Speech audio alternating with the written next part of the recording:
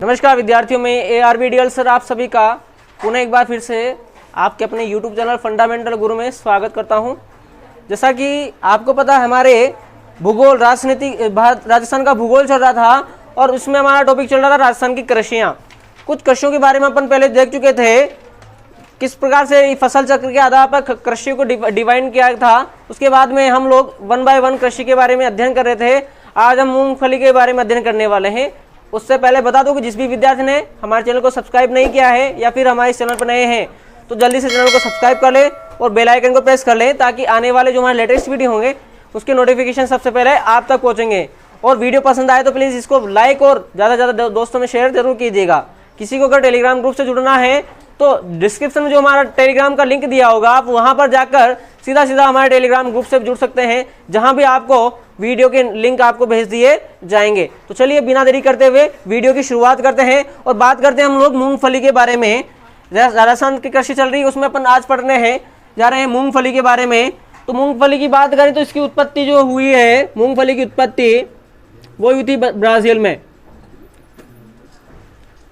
Brazil में मूंगफली की क्या हो जाती है, उत्पत्ति होती है। बात करें कि मूंगफली का देश में सर्वाधिक उत्पादन कौन सा राज्य करता है, तो मूंगफली का सर्वाधिक उत्पादन गुजरात करता है।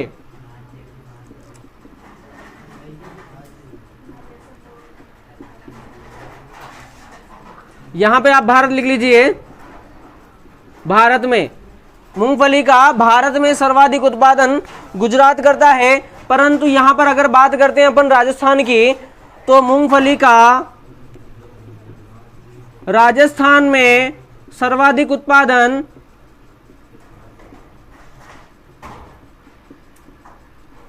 बीकानेर करता है।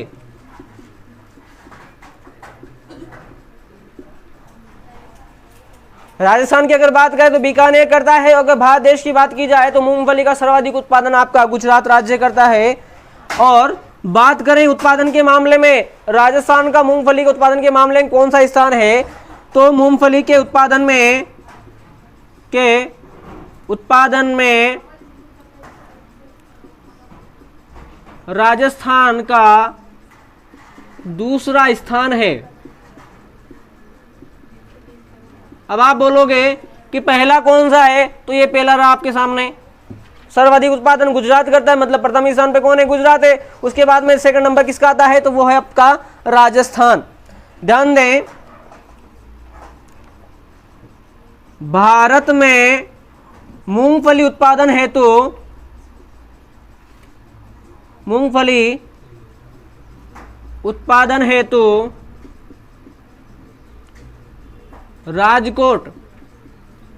राजकोट पड़ता है आपका गुजरात में।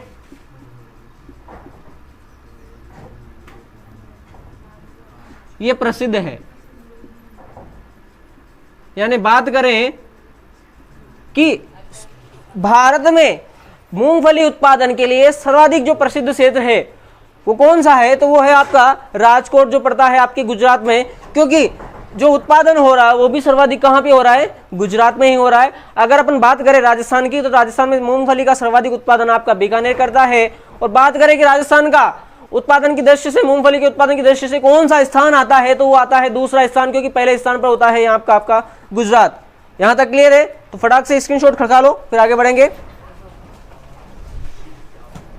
मूंगफली की, तो मूंगफली को गरीब का बादाम कहते हैं, याद रखना। मूंगफली को गरीब का बादाम कहते हैं।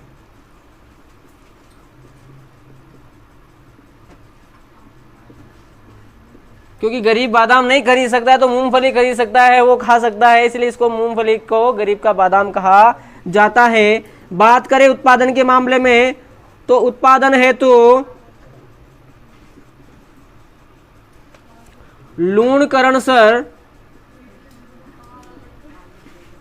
लूणकरणसर जो बीकानेर में है वो प्रसिद्ध है।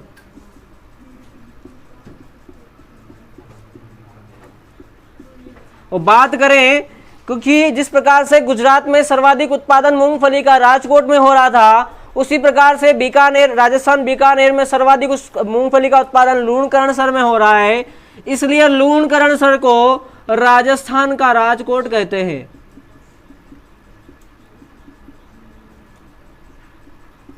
लूणकरणसर को यहां पर आपका राजस्थान का राजकोट कहा जाता है। और बात करें मूंगफली मंडी की तो वो भी आपके लूणकरणसर में ही है।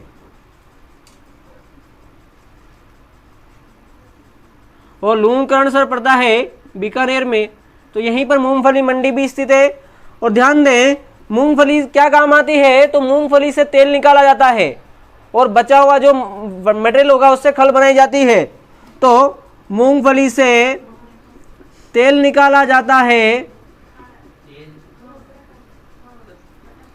तेल निकाला जाता है तथा बची हुई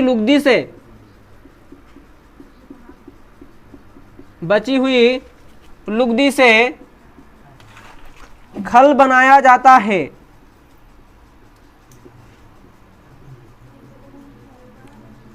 अब आप बोलोगे तेल तो बात समझ में आती है, पर ये खल क्या काम आती है, तो खल आती है दुधारू पशुओं के लिए।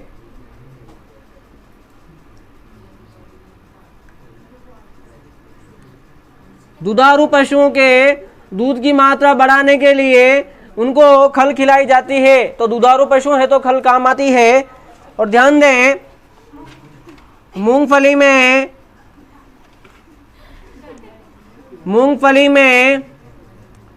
मूंगफली की फसल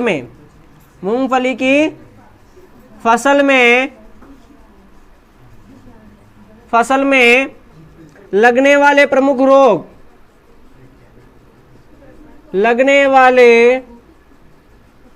रोग कौन कौन से हैं, तो है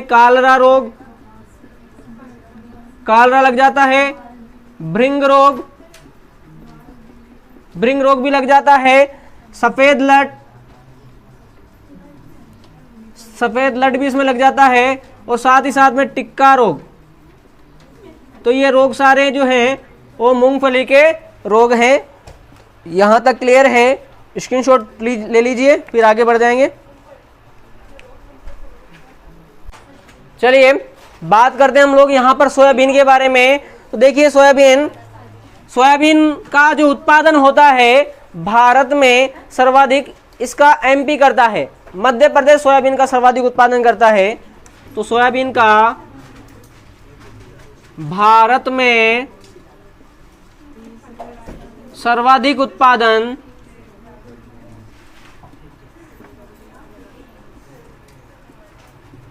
एमपी करता है, मध्य प्रदेश करता है, इसलिए एमपी को बोला जाता है सोया प्रदेश।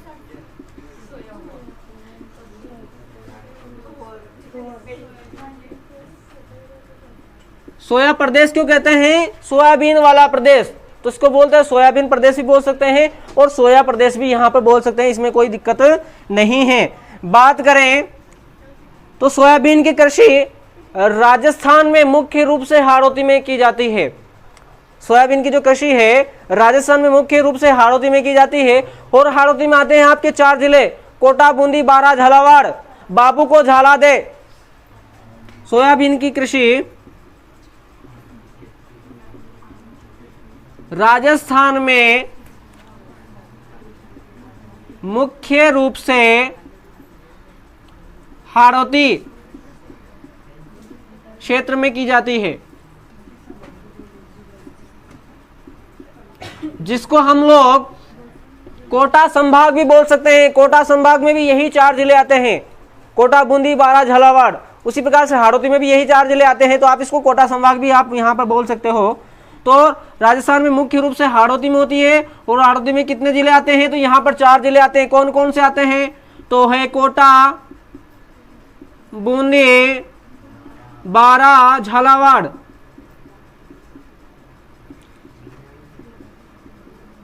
इसको हम लोग कोटा संभाग भी कह सकते हैं।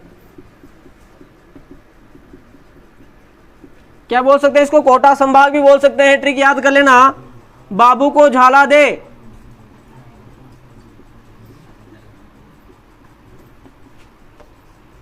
किसकी ट्रिक है? तो ये कोटा संभाग या हाड़ौती के जिलों को याद करने की। बारा, बूंदी, कोटा, झालावाड़, बाबू को झाला दे। यहां तक क्लियर है? फटाक से स्क्रीनशॉट खड़का लो, आगे बढ़ेंगे जल्दी से।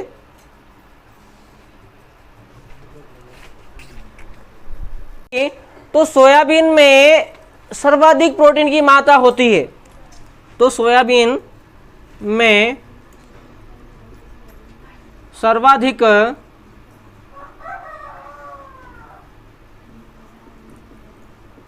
प्रोटीन की मात्रा होती है।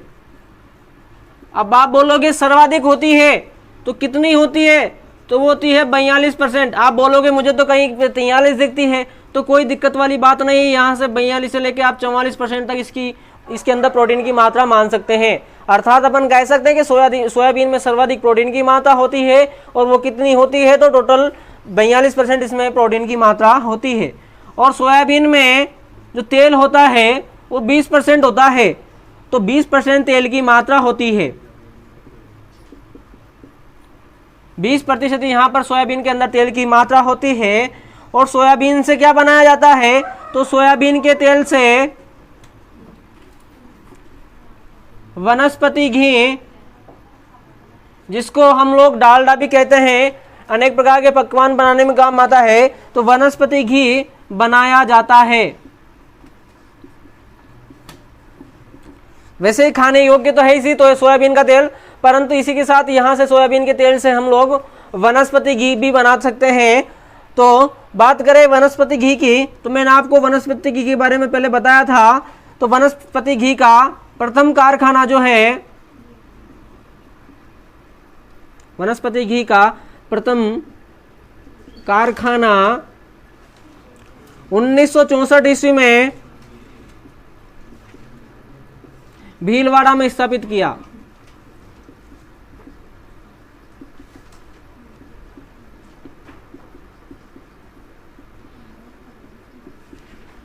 क्लियर है? यहां तक 20% इसके अंदर तेल की मात्रा पाई जाती है। इसके तेल से वनस्पति घी बनाया जाता है। और वनस्पति घी की जो प्रथम फैक्ट्री थी वो भीलवाड़ा में 1964 ईस्वी में स्थापित की गई थी। यहां तक स्क्रीनशॉट लें, फिर अगली फसल के बारे में चर्चा करेंगे। यहां पे सरसों की, तो सरसों का जो उत्पादन है भारत देश में सर्वाधिक राजस्थान करता है। कौन करता है? राजस्थान करता है। इसलिए राजस्थान को सरसों का प्रदेश कहते हैं। ध्यान दें, सरसों का उत्पादन भारत में सर्वाधिक राजस्थान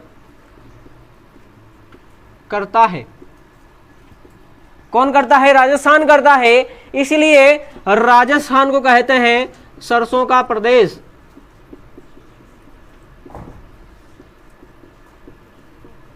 जिस प्रकार से आपको मैंने सोयाबीन में बताया था कि सोयाबीन का सर्वाधिक उत्पादन मध्य प्रदेश में होता है, इसलिए उसको वहां पर कहते थे सोया प्रदेश। और यहां पर सरसों की बात हो रही है, तो सरसों का सर्वाधिक उत्पादन अपने राजस्थान में होता है, इसलिए राजस्थान को सरसों का प्रदेश कहा जाता है। ध्यान दें, सरसों का जो उत्पादन है राजस्थान में सर्वाधिक तो हो रहा है, परंतु अगर जिले की बात करें तो वो आता है टोंक। तो राजस्थान सरसों का राजस्थान में सर्वाधिक उत्पादन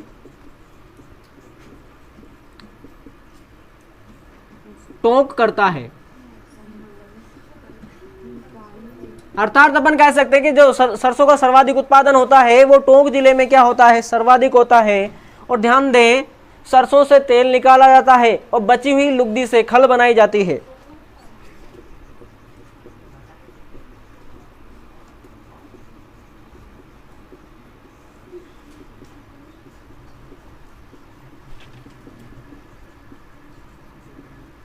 तथा बची हुई लुगदी से खल बनाया जाता है। और ये खल भी दुधारू पशुओं को खिलाने में काम आता है। आगे बात करें सरसों के बारे में,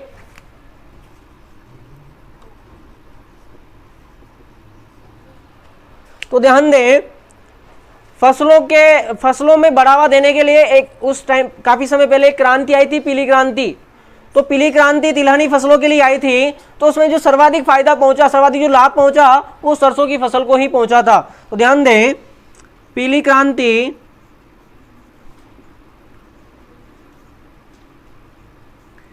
क्रांति का सर्वाधिक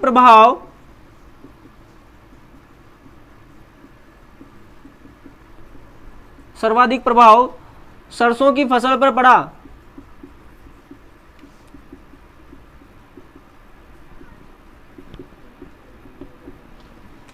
अब ये पीली क्रांति क्या थी? तो पीली क्रांति थी तिलहन उत्पादन को बढ़ावा देने हेतु।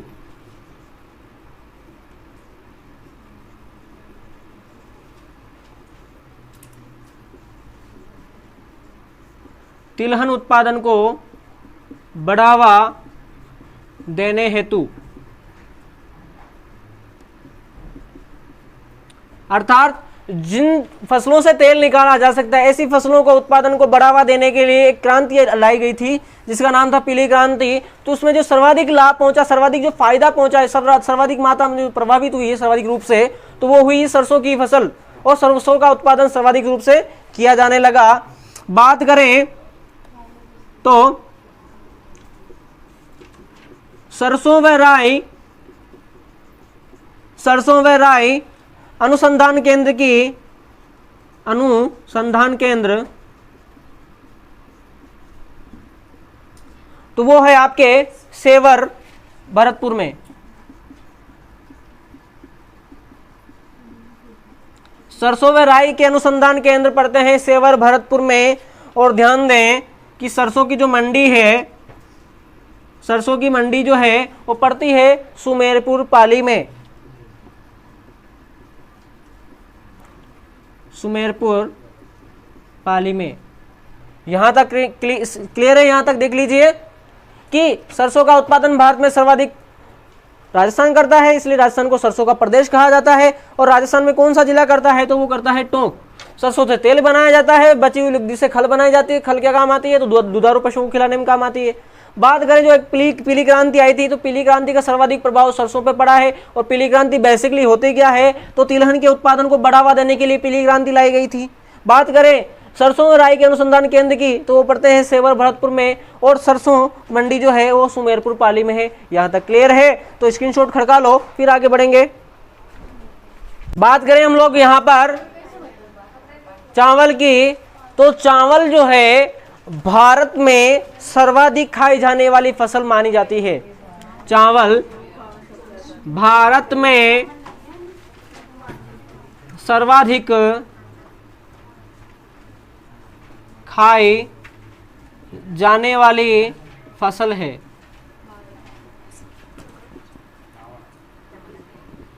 चावल भारत में सर्वाधिक खाई जाने वाली फसल है। और बात करें चावल का उत्पादन के बारे में, तो चावल का भारत में सर्वाधिक उत्पादन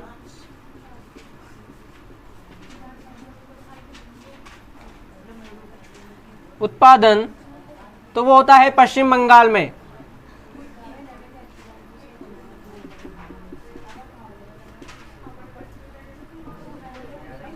पश्चिम बंगाल में चावल का सर्वाधिक उत्पादन होता है। बात करें राजस्थान की, तो राजस्थान में चावल का सर्वाधिक उत्पादन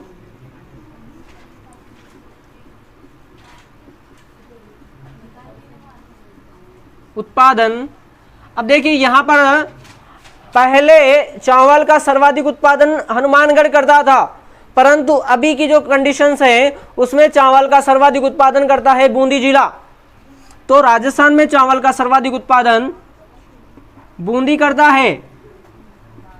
आपको किताब में जो है वो आपको हनुमानगढ़ मिल सकता है, परंतु वो पहले प्रिंट हो चुकी है, परंतु अभी जो कंडीशन में है वो बूंदी करता है। और ध्यान देना कि धान का कटोरा वो कहा जाता है हनुमानगढ़ को, कटोरा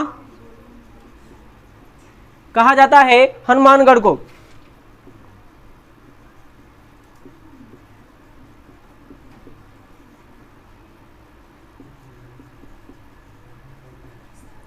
हनुमानगढ़ को कहते हैं। और चावल की कृषि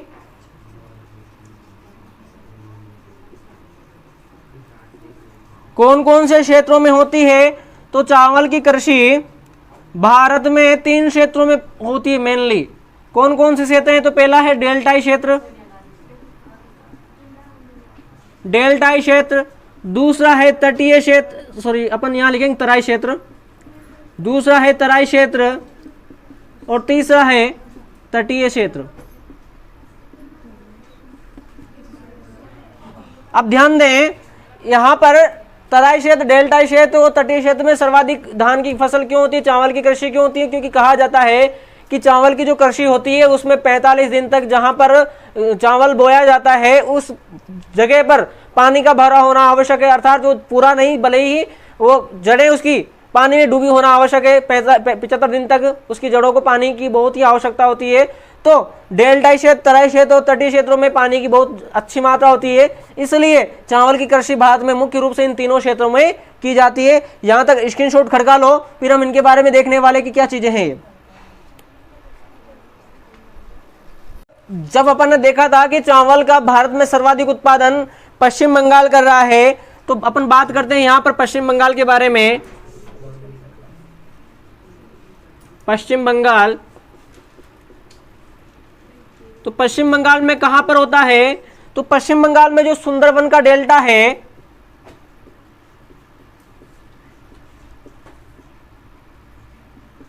डेल्टा, सुंदरबन के डेल्टा में सर्वाधिक चावल की कृषि की जाती है। परंतु यहां बात करें कि सुंदरबन का डेल्टा कहां कहां फैला हुआ है, तो ये दो जिलों में, सॉरी 2 स्टेट में फैला हुआ है, 2 कंट्रीज में सुंदरबन का डेल्टा यहां पर 2 देशों के अंदर फैला हुआ है। एक देश है बांग्लादेश और दूसरा देश है भारत देश। एक देश तो कौन सा है? बांग्लादेश, दूसरा है भारत। इन दोनों देशों के मध्य सुंदरबन का डेल्टा फैला हुआ है। और भारत जो है, उसी भारत में क्या होती है? चावल की कृषि। भारत वाला जो पोर्शन है, भारत का जो डेल्टा है, वहीं पर क्या होती है? चावल की कृषि की जाती है ना। और ये जो है, ये पड़ता है आपका पश्चिम बंगाल में। यहाँ पर चावल होते हैं, यानी चावल कहाँ किए जाते हैं? यहाँ पर पश्चिम बंगाल में किए जाते हैं। अब बात करें तो चावल की जो है, चावल की जो कृषि है वो रोपण कृषि है। कौन सी कृषि है? तो रोपण कृषि है। आप बोलोगे रोपण कृषि क्या होती है? तो चावल के लिए पहले नर्सरी में पौध तैयार किए जाती है, छोटी छोटी पौध तैयार की जाती है। उसके बाद में जहां पर इसको चावल को बोया जाता है, तो वहां पर या तो मिट्टी को बहुत ही दलदला टाइप बनाया जाता है, पानी भर के उसमें मत कर, और उसके बाद में चावल को एक एक करके रोपा जाता है, इसलिए लगाया जाता है, रोपा जाता है, इसलिए इसको बोलते हैं रोपण कृषि है। तो चावल की कैसी कृषि है? रोपण कृषि है। और चावल की जो कृषि है वो मुख्य रूप से डेल्टाई क्षेत्र,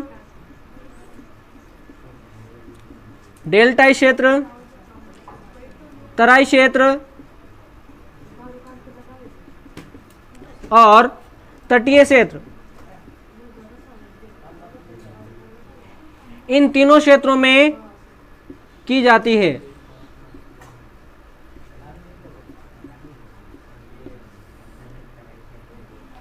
डेल्टाई क्षेत्र, तराई क्षेत्र और तटीय क्षेत्र, इन तीनों क्षेत्रों में जो है चावल की कृषि मुख्य रूप से की जाती है।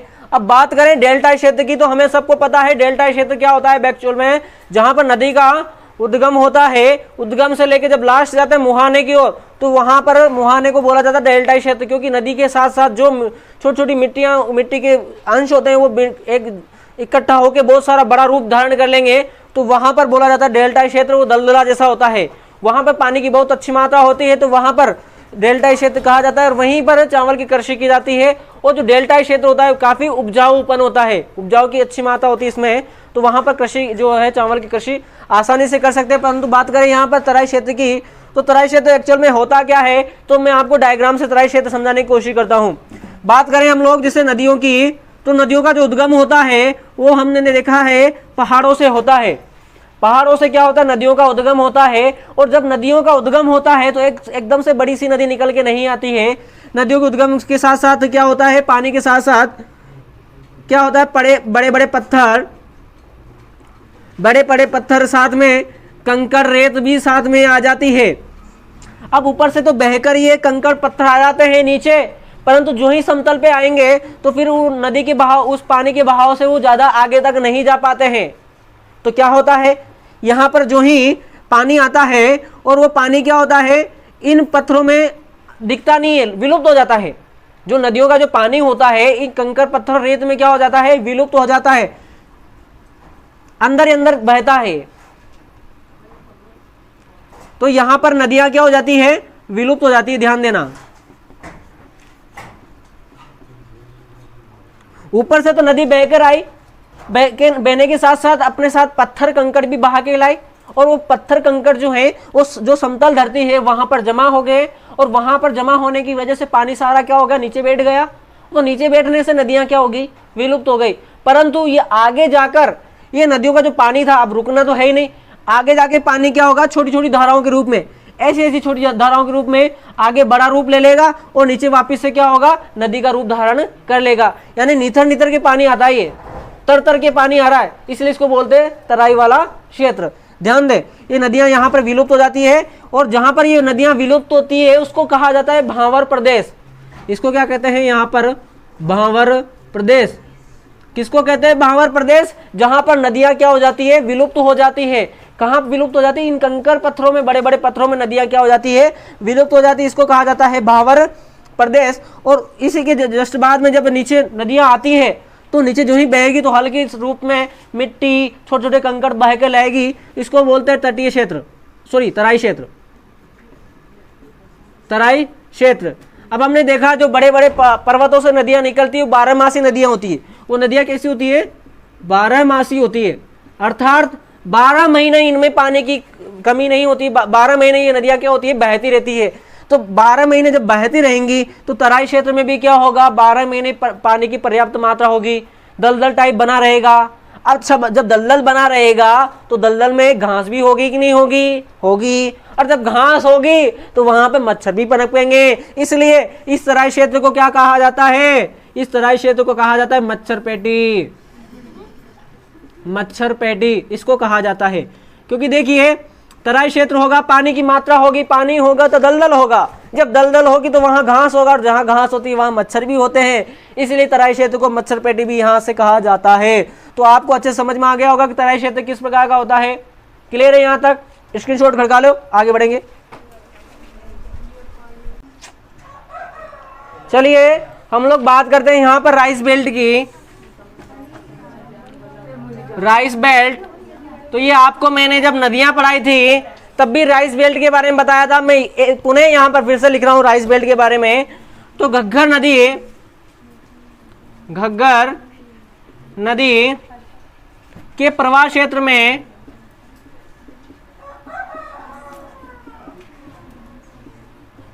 घग्गर नदी के प्रवाह क्षेत्र में बोया जाने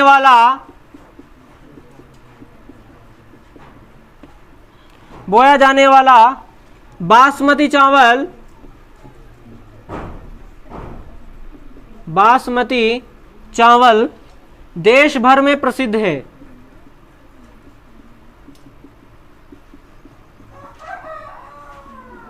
यानी चावल ही बासमती चावल के नाम से प्रसिद्ध है।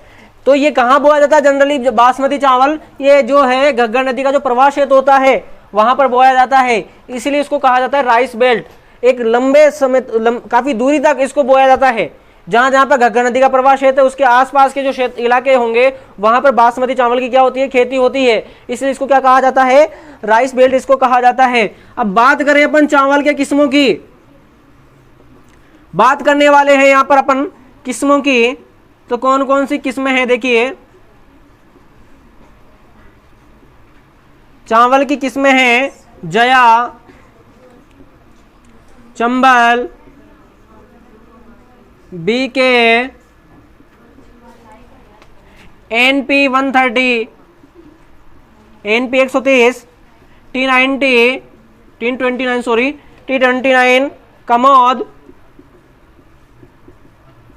कमोद, माही सुगंधा, माही सुगंधा और ये माही सुगंधा कहाँ बोई जाती है? तो बात करें बांसवाड़ा में सर्वाधिक बोई जाती है, बांसवाड़ा में सर्वाधिक बोई जाती है। माही सुगंधा बांसवाड़ा में सर्वाधिक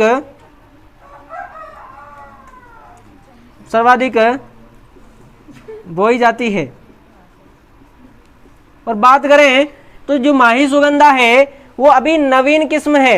ये क्या है? सबसे नवीन किस्म है चावल की। माही सुगंधा जो है चावल की सबसे नवीन किस्म है जो बांसवाड़ा में सर्वाधिक बोई जाती है। और बात करें चावल की जो फसल होती है उसमें अगर जिंक की कमी हो जाती है तो एक रोग लग जाता है। तो चावल की फसल में जिंक की कमी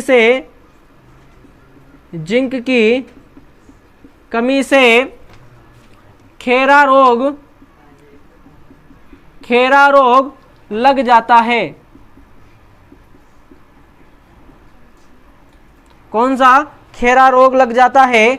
और बात करें चावल अनुसंधान केंद्र की तो वो भी बांसवाड़ा में ही स्थित है। चावल अनुसंधान केंद्र